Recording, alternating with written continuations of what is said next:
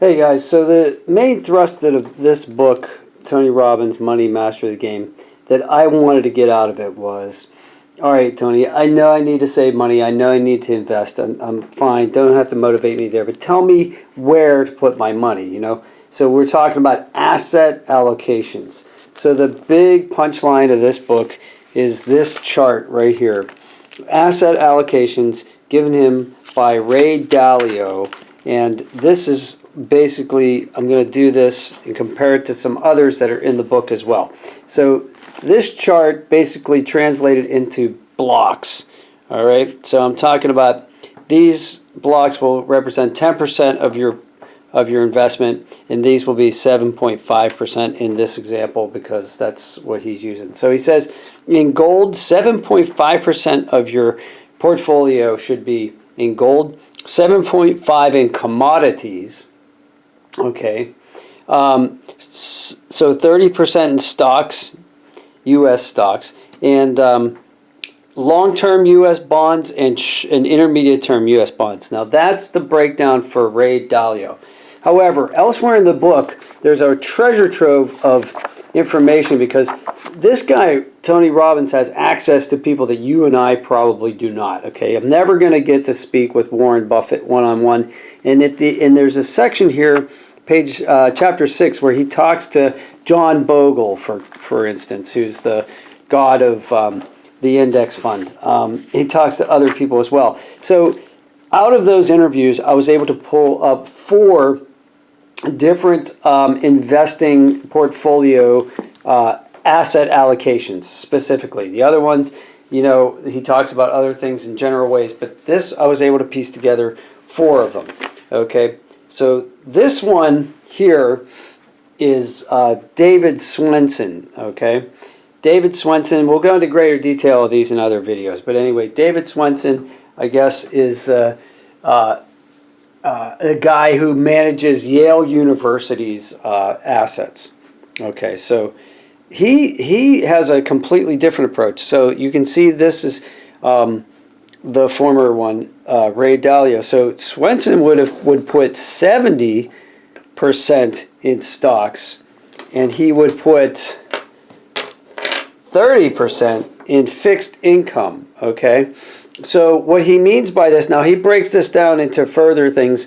He says 30% in U.S. stocks, 10% in emerging markets, and then about 15% in foreign development, whatever that means, I guess foreign stocks, and then the other half of this pile here, 15% in REITs or real estate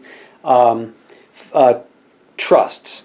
And then the bonds, he would put half in traditional treasury bonds and half in TIPS, which are inflation-protected securities.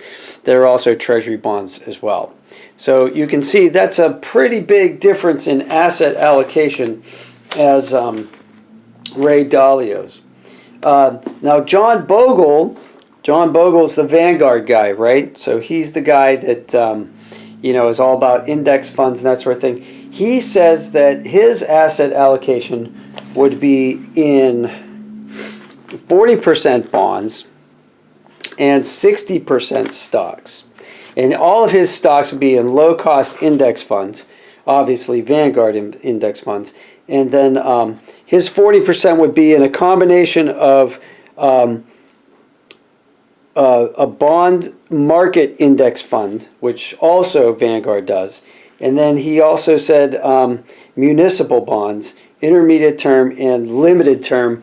So those are specific types of bonds that I can't explain in detail, but you may be able to look up later if you're really interested. So that's Vanguard. That's John or Jack Bogle, as he's known sometimes. Okay, so then here's another guy named Mark Faber, who's also known as Dr. Doom. So Mark Faber, his asset allocation would be 25% stocks, okay, 25% gold, 25% in cash and bonds, and 25% in real estate. So real estate are, I guess you would call those REITs, so maybe that would be in the stocks section. And then the bonds, he said, what, 25%? So there's 20, you get the idea. So this guy, Mark Faber, at least talks about gold where none of the other guys really did. So that's interesting. I don't know as much about this Dr. Doom guy as I should. But the one that I really wanted to get to is Warren Buffett, because everybody knows Warren Buffett, okay? So Warren Buffett, the Oracle of Omaha, as he's known, doesn't talk about gold at all. And he talks about stocks a lot. In fact, he likes stocks a whole lot. 70, 80, 90%, he said, of his, he recommends, if you don't know anything about investing, and he said, and most people don't, the only way that you will get superior returns is to put 90% of your investment into stocks. But what he says is put it in a very low index fund, okay? An S&P 500 index fund, and that's also a Vanguard index fund is the one that he recommends. And I wonder why it's an S&P and not a total market index fund, but maybe somebody out there can explain that to me. And then he said the rest of it he would put in very, very short-term U.S. Treasury bonds. So things are going to turn over in 6 months to a year, he said, even less than that. And I wonder, I'm guessing, that's 10%. And I'm guessing why is because you want to be able to ride out the downturns in the stocks, in the stocks market, if the market goes down, and then you would have access to some of your money here if you really needed it. I'm guessing. However, I've also heard from many people that in actuality, Warren Buffett's portfolio is 100% stocks. But that's his own personal one. This is one he's recommending for somebody, he says, who does not want, know how to play the market and should not. And he said most investors shouldn't. So that's a big difference. So those are the contrasts of what I was able to pull out of this book. So I hope I saved you all some time. Instead of you having to read 650 some pages of the book, I was able to pull out some of that information. I hope some of this is useful for you. It certainly is for me. I'm not recommending any one of these strategies at all. Okay, and it depends on what your goals are, how old you are, what your situation is, how much longer you think you're going to live. I mean, all kinds of things. Do you have a family? You're saving for, to put kids through school? All kinds of stuff. So I'm not recommending any of these strategies. I'm just saying what's outlined in this book, and that way you don't have to sift through the information.